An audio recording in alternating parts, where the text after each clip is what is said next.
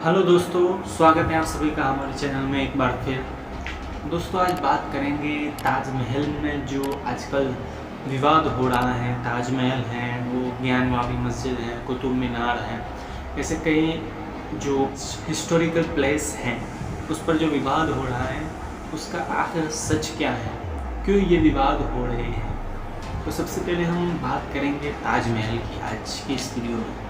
ताजमहल एक बहुत ही खूबसूरत इमारत है जिसे शाहजहां ने बनवाया था, और आजकल जो विवाद हो रहा है इसी ताजमहल के लिए हो रहा है कि ये ताजमहल नहीं बल्कि एक शिव मंदिर है या फिर तीजो महालय है। आखिर सच क्या है, जानते हैं।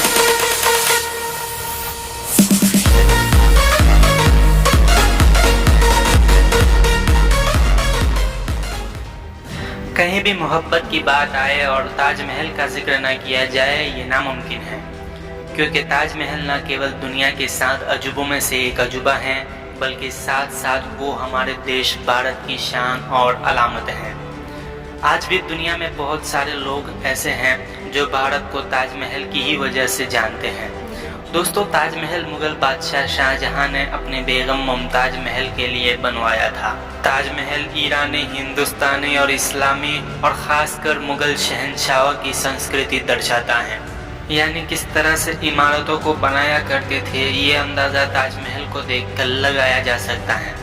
दोस्तों, आज की इस वीडियो में हम ताजमहल की कुछ बातें बताने की कोशिश करेंगे जो शायद आपने पहले कभी सुनी नहीं होगी, और साथ में ये भी बताएंगे कि आखिर क्या वजह है कि आज भी बहुत से लोग ताजमहल को शिव मंदिर से जोड़कर देखते हैं। उनका ये दावा है कि ताजमहल बनने से पहले ये एक शिव मंदिर था। तो दोस्तों, इस तरह बातें सुनने और जानने से पहले आपसे गुजारिश है कि नए आने वाले दोस्त चैनल को सब्सक्राइब करके साथ ही बेल आइकन को प्रेस कर दें, और हमारी हौसला अफजाई के लिए इस वीडियो को लाइक ज़रूर करें। दोस्तों, शाहजहां ने अपनी प्यारी बीवी मुमताज महल के लिए ये खूबसूरत इमारत को 1632 में बनवाना शुरू किया था, और आखिरकार 20 साल के बाद 1653 के आसपास ये इमारत लगभग मुकम्मल बन चुकी थी। और ये 20 सालों में ताजमहल बनाने के लिए करीबन 22,000 मजदूरों ने लगातार काम किया था। 1000 से ज़्यादा हाथियों को इस खूबसूरत इमारत का मटेरियल लाने के लिए काम में लिया गया था। दोस्तों, ताजमहल को बनाने के लिए तुर्की और फारस जैसे इलाकों से बड़े बड़े माहिरीन और जानकार बुलाए गए थे। ताजमहल के बारे में ये भी कहा जाता है कि शाहजहां ने खूबसूरत ताजमहल बनवाने के बाद यमुना नदी के तट पर एक दूसरा ताजमहल बनाने की ख्वाहिश की थी। शाहजहां चाहता था कि ये ताजमहल की तरह एक और काला ताजमहल बनवाया जाए, लेकिन जब इस बात की खबर औरंगज़ेब आलमगीर तक पहुंची तो औरंगज़ेब आलमगीर ने शाहजहां को फौरन कैद करवा लिया गया, ताकि वो हिंदुस्तानियों का पैसा मकबरों और इमारतें बनाने में खर्च और बर्बाद होने से बचा सके।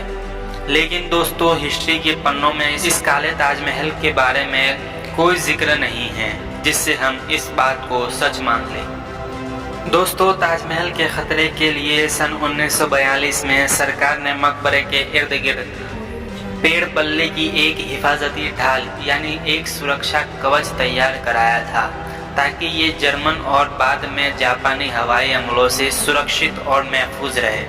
1965 और 1971 की भारत और पाकिस्तान जंगों के दौरान भी ऐसा ही किया गया था, ताकि हवाई हमलों में बमबारों को उलझा दिया जाए। दोस्तों, ताजमहल के आसपास कारखाने के धुएं और रिफाइनरी के धुएं से ताजमहल के इर्द गिर्द प्रदूषण होता था। सुप्रीम कोर्ट की हिदायत के मुताबिक इसका सख्त विरोध हुआ। दोस्तों, 1983 में ताजमहल को यूनेस्को ने विश्व धरोहर स्थल यानी कि वर्ल्ड हेरिटेज करार कर दिया। दोस्तों, अगर आपसे पूछा जाए कि भारत में सबसे ऊंची और लंबी इमारत कौन सी है, तो आपका जवाब शायद कुतुब मीनार होगा। लेकिन आपको ये जानकर हैरानी होगी कि ताजमहल की ऊंचाई कुतुब मीनार से भी ज़्यादा है। और उससे भी ख़ास बात यह है कि संगमरमर से तैयार यह खूबसूरत और मजबूत इमारत यानी कि ताजमहल की नींव मजबूत पत्थरों और ईंटों से नहीं बल्कि लकड़ी से बनवाई गई थी। यानी कि ताजमहल की पूरी इमारत लकड़ी की नींव पर टिकी हुई है। ताजमहल की बुनियाद में ऐसी लकड़ियां इस्तेमाल की गई हैं जो पानी के कनेक्शन में आते ही और मजबूत होती चली जाती हैं। शायद यही वजह है कि शाहजहां ने ताजमहल को यमुना नदी के किनारे ही बनवाया था।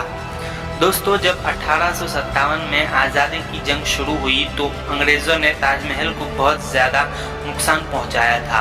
अंग्रेज़ों ने ताजमहल की दीवारों में लगे हुए कीमती मोती और हीरो जैसे जवेरात को निकालकर ब्रिटेन ले गए थे, जिसे आज तक वापस नहीं लाया जा सका।